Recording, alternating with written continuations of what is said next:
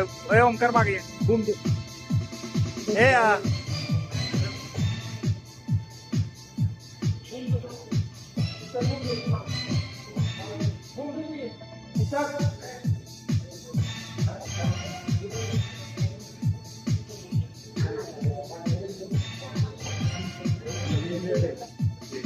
हो काय सांगाल काय झालंय नेमकं? काय झालं माईक नेमकं कुठे? हा.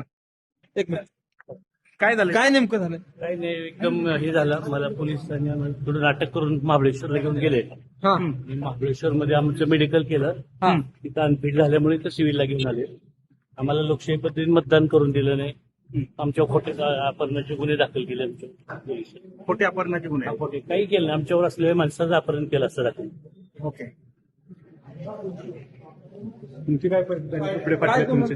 आज काय झालं समजा अध्यक्ष निवडीच्या दरम्यान हा सभागृहाच्या बाहेर 5 फुटावर गेलो असताना मला पोलीस प्रशासनानं बळाचा वापर करून खोटा गुन्हा दाखल करून मला महाबळेश्वरला मतदानाच्या अगोदर 5 मिनिटं फक्त नेले. मारहाण झाली का तुम्हाला अमानुषपणे मारहाण झाली.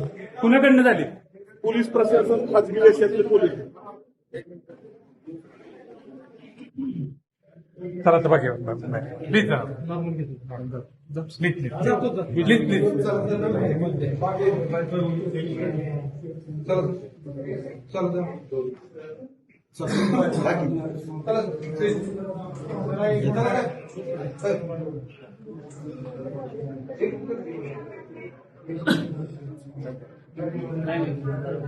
मला घेऊन स्वतः पालकमंत्री वर जात होते.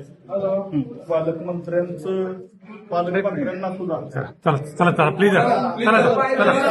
अरे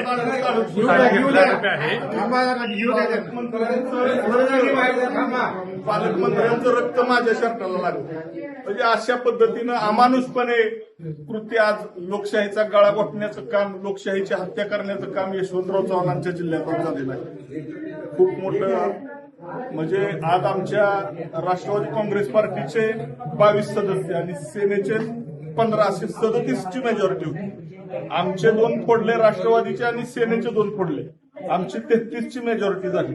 त्या 33च्या आमचेच बापूसाहेब शिंदे व्हायचे. ते बापूसाहेब शिंदे रोज आमच्या बरोबर आहेत. अगदी रोज उठल्यानं काल सकाळी सुद्धा त्यांच्या पाया पडलो गुढीपाडव्या दिवशी आणि त्यांच्यावरच खोट्या पद्धतीचं त्यांचं अपहरण झालं.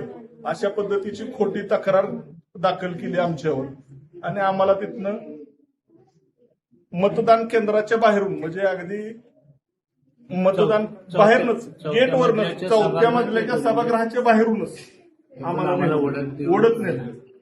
मकरंदाबांना पालकमंत्र्यांना सगळ्यांनाच ओढत होते नितीन काका आम्हाला हे करत होते की बाबा यांना मतदान करू दे शिवाय म्हणत होते कारण काहीतरी सांगितलं असेल की तुम्हाला काही कारण सांगायचा विषय नाही आम्हाला सांगितलं की बापूसाहेब शिंदे यांनीचं अपहरण झालंय ते बापूसाहेब शिंदे काल 12 वाजता महाबळेश्वरच्या पोलीस स्टेशनवर गेले तिथले सीसीटीव्ही फुटेज उपलब्ध आहे ते स्वतः जाऊन सांगतायत की माझं काही अपहरण वगैरे झालेलं नाही मी तर महाबळेश्वरमध्येच आहे.